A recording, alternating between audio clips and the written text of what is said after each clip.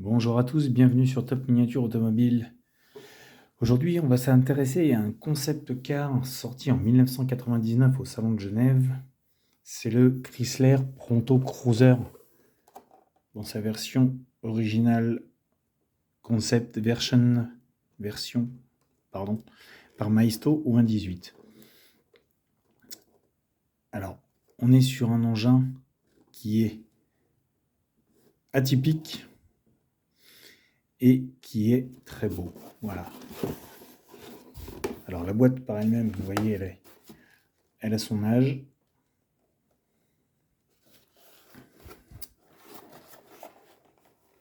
Mais on a un très bel engin quand même à l'intérieur. Je vais faire une pause, le temps de la sortir de la boîte, pour pas abîmer la boîte, parce qu'elle a son âge, comme je vous dis. Donc on va y aller mollo. Et je vous reprends ensuite. Voilà. Présenté en 99 donc au salon de Genève, sous l'appellation Plymouth. À la base, c'était un concept Plymouth. Plymouth ayant disparu, Chrysler a repris le nom, et donc on a le Chrysler Pronto Cruiser. Cet engin a fait énormément parler de lui quand il est sorti, surtout dans le monde du hot-rodding, par sa forme atypique qui reprend un peu l'esprit, comment on appelle ça, comment il s'appelle l'espèce de gros break, je sais plus pas, l'esprit,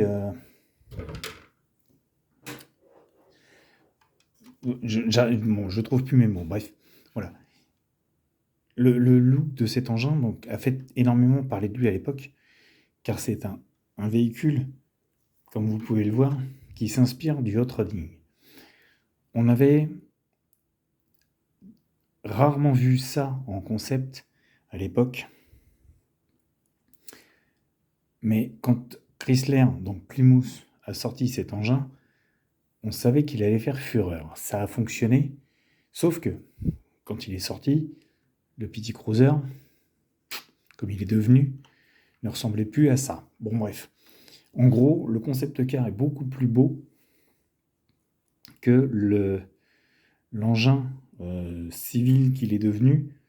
Une horreur à 4 portes qui ressemble à pas grand chose. Mais voilà, en tout cas, ce concept, lui, est très beau. La couleur, déjà, tape à l'œil. Ce jaune doré magnifique. Et on se retrouve avec un engin vraiment... Regardez. Il est beau. Il a un look. On a l'impression que le toit a été top-chopé. On a l'impression que la coque a été limite channelée. Channelée, ça veut dire qu'on remonte le châssis dans la coque pour l'abaisser encore plus. Mais d'origine, il est comme ça. C'est vraiment une merveille, cet engin. Au 1.18 chez Maisto. Alors, on est sur du Maisto, comme je vous disais. On n'est pas sur un modèle haut de gamme. Mais on a un avantage, c'est que nous avons des ouvrants. Seul ouvrant que je ne crois que nous n'avons pas, c'est le capot. Voilà. Le capot ne s'ouvre pas. Mais on a le coffre et les portières pour un très bel engin qui a son âge, 99, mais qui est très beau de par sa conception physique, parce que franchement, il a un look vraiment très très très particulier. Ne serait-ce que le dessin des portières, quand on voit la réalisation, le look de cette porte avec le bossage de l'aile, le passage du marchepied et encore cette forme arrondie au niveau de la fenêtre, comme si le toit avait été coupé et rabaissé. C'est vraiment très très beau. Le coffre également, avec de chaque côté, comme si la tôle avait été repliée pour laisser passer les ferrailleurs, pour vraiment avoir un aspect fluide pas coupé à la serpe, pas taillé directement. C'est très sympathique.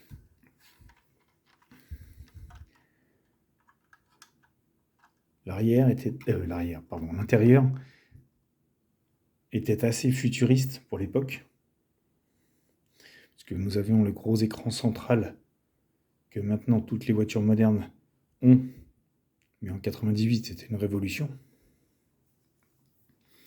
Même si on était sur un concept car. Donc là on est sur une évolution de boîte manuelle puisque nous avons 3 pédales.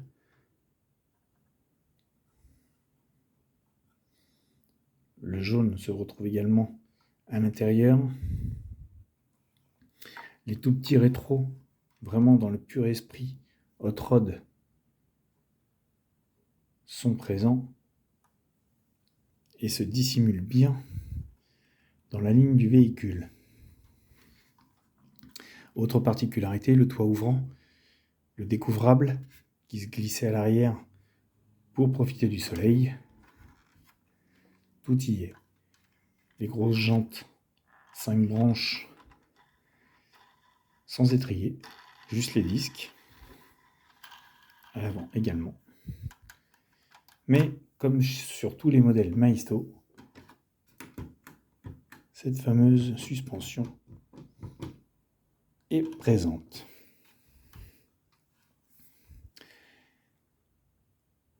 Quand on regarde le Pronto Cruiser de devant, on a vraiment cette grosse bouille avec ces 2 grosses ailes qui se démarquent bien.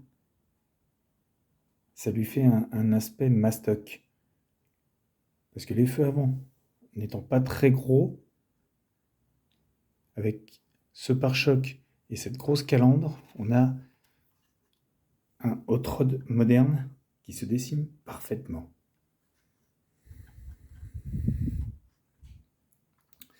La petite custode juste derrière, la ligne très profilée du toit, encore une fois, vient mettre en valeur la ligne de l'engin, regardez. C'est beau, alors ce jaune en plus qui se reflète dans la lumière, c'est splendide. L'arrière, très belle arrière avec ses gros feux particuliers. La petite lunette arrière arrondie. Je ne sais pas si on voyait grand chose. Donc les sièges bougent un petit peu mais ne basculent pas entièrement. On a les ceintures de sécurité et un accès très très limité à la banquette arrière. Il ne fallait pas être grand de toute manière pour pouvoir se glisser dans cet engin. Je pense pas que de toute manière, en tant que concept, il y a beaucoup de personnes qui ont eu la chance de s'asseoir derrière, mais bon, il fallait pas être grand quand même.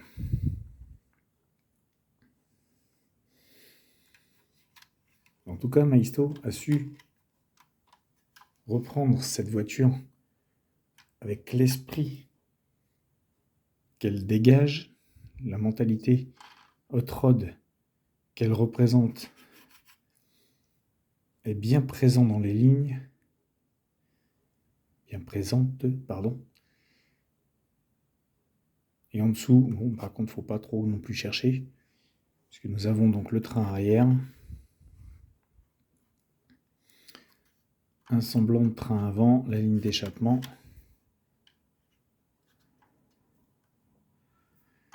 Et c'est tout. Juste écrit Made in Thailand en gros. Mais voilà.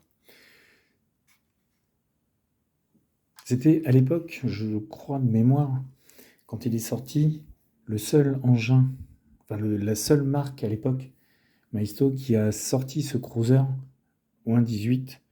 Après, il y a eu d'autres marques qui sont venues se greffer, mais je crois que Maisto, de mémoire, a été le premier à sortir cet engin au 1.18.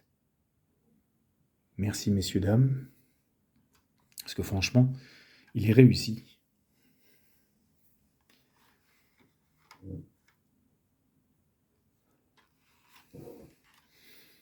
grande baie de pare-brise. On voit bien l'écran. Petit tableau de bord sympathique avec ces trois compteurs ici. « 99 quand même, hein, monsieur, dame. Pas l'oublier. On se doutait que quand Chrysler a sorti cet engin, il allait faire parler de lui. Ça n'a pas loupé. Sauf que quand la version commerciale est sortie pour la vente, c'était devenu un 4 portes. C'était devenu un truc... En gros, vous prenez un Kangoo, vous mettez Chrysler dessus, et ça donnait à peu près ça. Franchement, c'était pas la meilleure réussite que Chrysler a eue en commercialisant cette version. Pour ma part, je trouve que ça a été un peu foireux. Ils auraient dû rester sur cette version, et ils auraient peut-être eu plus de succès. Pour ma part, je vois ça comme ça, moi. Après, je suis pas concepteur, je suis pas non plus vendeur de voitures, mais en tout cas, je pense que l'impact de cet engin aurait été, pour ma part, je vois ça comme ça, peut-être 10 fois plus important que ce qu'il n'a été. Parce que maintenant, quand on parle du PT Cruiser, à part les connaisseurs, peu de gens s'en rappellent, car il n'a pas vraiment marqué les esprits. Mais bon, c'est comme ça. On se rappelle peut-être plus du Pronto Cruiser, concept car, que de la version commerciale. Voilà. Pour ma part, j'en ai fini pour la présentation de ce véhicule. Je vous laisse le détailler. N'hésitez pas à me laisser vos commentaires. N'hésitez pas non plus, pour ceux qui ne sont pas abonnés, à vous abonner. Vous êtes les bienvenus, je vous attends, cette chaîne est faite pour vous. Et sur ce, je vous laisse et je vous dis à bientôt pour une nouvelle vidéo.